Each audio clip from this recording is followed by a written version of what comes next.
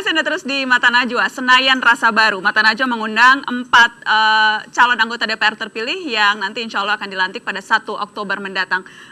4-4-nya tadi saya sudah wawancara sendiri-sendiri, 4-4-nya sekarang sudah hadir di satu meja.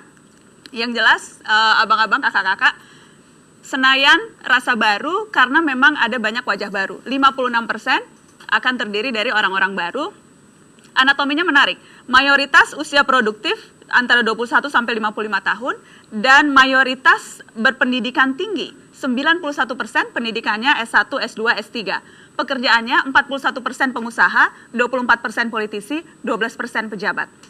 Kalau kita bicara komposisi sekarang, seberapa jauh parlemen ini nanti akan kurang lebih bisa mendukung kebijakan-kebijakan yang diambil oleh pemerintahan baru. Kalau kita bicara komposisi koalisinya seperti yang kita akan saksikan dulu tayangan yang berikut ini.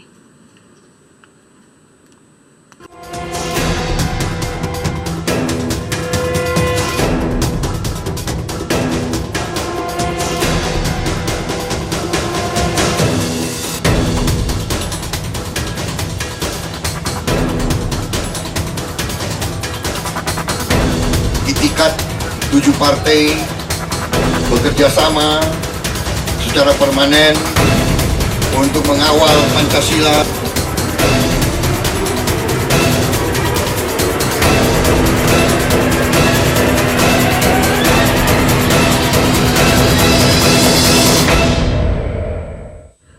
Bang Ariza, Koalisi Merah Putih sudah menyebut akan mempermanenkan anggota-anggotanya dan akan bertindak menjadi oposisi dalam pemerintahan yang akan datang.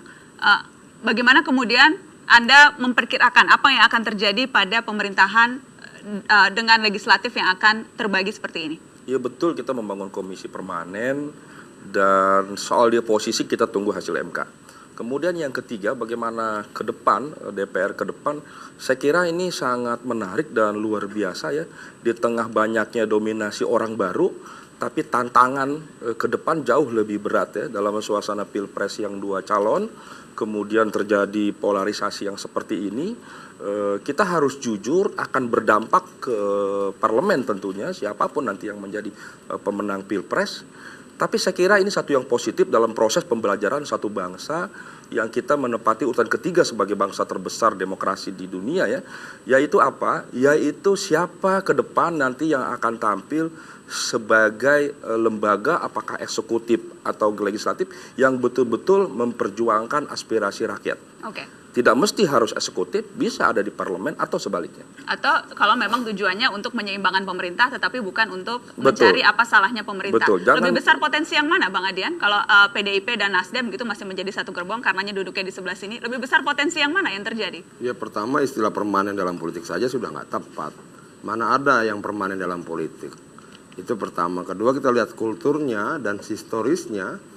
Ini nanti ikut kita nih Golkar. Gitu. Anda yakin sekali Golkar bakal ikut? Karena Golkar tidak punya pengalaman beroposisi.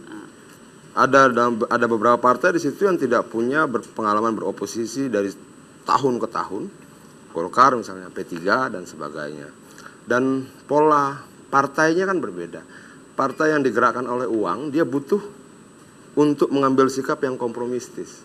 Anda menyebut ke partai mana nih yang digerakkan oleh uang? Nanti jadi persoalan kalau kita sebutkan. Jadi tapi Anda udah menyebut, jadi harus jelas spesifik. Iya, jadi jangan sebut nama katanya, itu pembelajaran pertama dalam politik. Tidak menyebut nama jangan sebut nama. Jadi saya tidak yakin. Tidak yakin akan permanen? Tidak akan permanen dan kita tidak akan ada kesulitan banyak di parlemen nantinya. Karena saya berpikir bahwa pada akhirnya nanti sikap yang diputuskan di parlemen tetap berpijak pada rasionalitas, pada kepentingan rakyat. Dan saya berharap semua anggota parlemen partai manapun harus berani begitu. Anda yakin ini akan permanen karena Ketua Umum Anda Abu Rizal Bakri sudah kemana-mana dengan Pak Prabowo Subianto? Ya, dan memang mengutip statementnya Pak Ical, Pak ARB, bahwa permanen ini tidak hanya sampai di 2015. Berarti siapapun Ketua Umum Golkar nanti ke depan, ya, itu juga akan tetap berada di dalam koalisi Merah Putih. Itu kalau kita kutip dari statement beliau. Kita mengambil langkah bahwa seandainya setelah keputusan MK nanti Jokowi JK menjadi Presiden RI yang selanjutnya, ya saya yang mendukung untuk Golkar tetap di luar pemerintahan. Tetap di luar pemerintahan. Seberapa jauh kemudian Nasdem sebagai partai baru, kursinya 35. 35. Seberapa jauh kontribusinya untuk bisa paling tidak mengamankan kebijakan-kebijakan yang diambil oleh Jokowi JK nanti? Seberapa yakin pada kemampuan politik anggota-anggota barunya? Kita tetap berkomitmen untuk mementingkan kepentingan rakyat dalam pemerintahan nanti. Jadi tidak ada istilah kata menolak, dan di saat di parlemen nanti kita akan dukung kepentingan pemerintah untuk NKRI yang kita cintai ini. Wah, nanti semua partai diuji.